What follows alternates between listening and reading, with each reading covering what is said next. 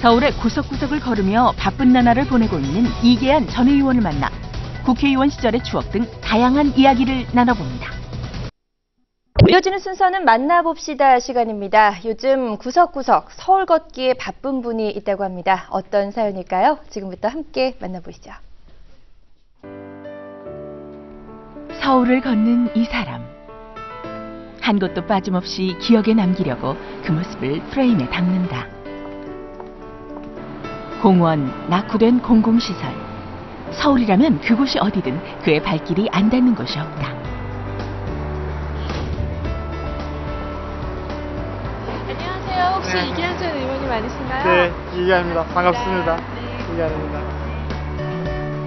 희망을 키우며 서울을 걷는 이 사람. 바로 이계한 전 의원이다.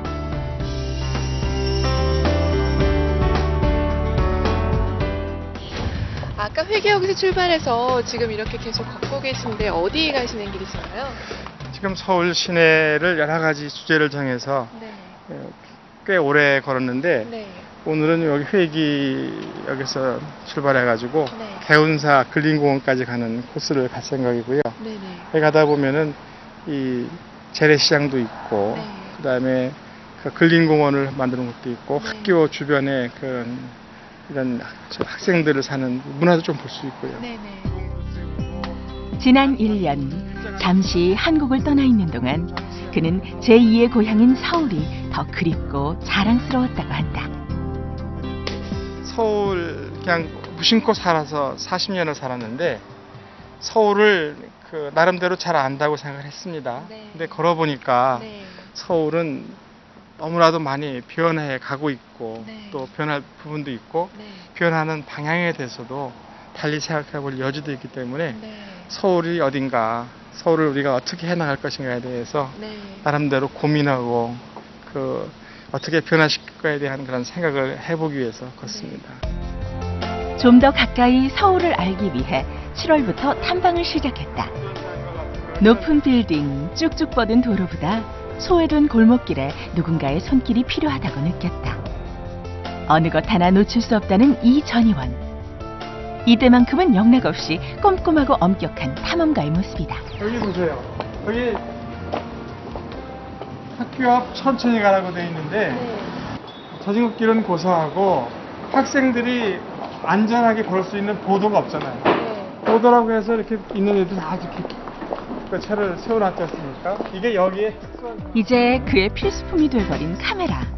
한 컷 한 컷 서울의 모습을 찍을 때마다 그의 어깨는 더 무거워진다.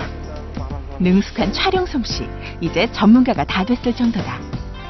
주택 재개발을 알리는 현수막 앞에서 그는 걸음을 멈추었다. 여기서 평화롭던 공동체가 이제 무너지기 시작하는 거예요. 정비사업조합이 딱 들었으면 이 정비사업 업체 뒤에는 시행사가 붙어 있고 시행사 뒤에는 시공사가 붙어 있어가지고 주민들이 이렇게 하자 저렇게 하자 패가 갈라지거든요. 그러면 이제 싸움이 시작해가지고 이제 평수가 넓은 땅을 가진 사람, 좁은 땅을 조그만 지분이 있는 사람, 월세 사는 사람, 전세 사는 사람들이 이해가 서로 상충되잖아요. 그럼 그때부터 치열한 싸움 해가지고 이거 하나 붙어 있으면 1년 후에 보면 비상대책위원회가 꼭 만들어지는 거죠. 그러니까 비상대책위원회 사람들이 와가지고 이거는 한다, 하지 않는다, 개발해야 된다, 안 된다. 근데 관련 법에 의하면은 반대하는 사람들이 상당히 많아도 강제로 할 수 있는 그런 체제란 말이죠. 근데 그게 맞는 거냐는 거예요, 그게. 어린이집도 그의 걸음을 잡아놓는 관심사 중에 한 곳이다. 근데 안전이라는 측면에서 보면 애들이 여기서 문 열면 뛰어나오잖아요. 차가 다니지 않습니까? 네네. 여기에 이렇게 하나쯤은 이렇게 망을 해서 네. 하다못해 1m짜리라도 길을 이렇게 만들어가지고 펜스가 쳐줘야 되지 않을까 그런 생각. 서울특별시장이 서울특별시민 전체는 물론이고 어린이에 대해서 안전에 대한 책임이 있잖아요. 근데 권한이 없다. 경찰권이 있는 것도 아니고 저 단속할 수 있는 걸로 소방권 가지고 하는 건데 그거만 가지고 서울특별시장이 자기 무거운 책임을 다할 수 있는 걸까? 평택의 작은 시골 마을에서 태어난 이계한 전 의원. 기업의 대표에서 17대 국회의원을 지내기까지 누구보다 치열한 인생을 살았다. 민생 현안 전문가로서 그에게 평등과 배분의 문제는 언제나 화두였다. 그리고 2009년 서울을 걸으며 그는 또다시 민생을 생각하고 있다. 하지만 그에게도 민심보다 당론이 먼저였던 시절도 있었다. 우리가 가치라든지 방향에 대해서 우리는 옳다고 그랬지만 국민들께서는 선뜻 동의하지 않으셨고 따라오지 않으셨던 부분들이 많이 있습니다. 이를테면 부동산 가격이 천정부지로 올라가는 것은 막아야 한다는 것에 대해서 누구나 동의할 수 있는 일이지만 그 방법으로 우리 당이 택했던 세제를 통해서 잡아보자 했던 것은 뜻밖에도 그 세금을 직접 납부하시는 분이 아닌 분들한테까지 영향을 미쳐가지고 큰 이 낭패를 봤다. 국민들 마음속에 있는 그런 정책을 썼어야 되는 것이지 내가 옳다고 해서 국민을 앞에 서서 강제로 끌고 가는 듯한 그러한 모습을 보이는 것은 오만했던 것이 아니었는가 하는 생각을 합니다. 정치가의 가장 중요한 덕목은 국민과의 소통이라는 것을 깨달았다. 생생한 현장에서의 격이 없는 만남.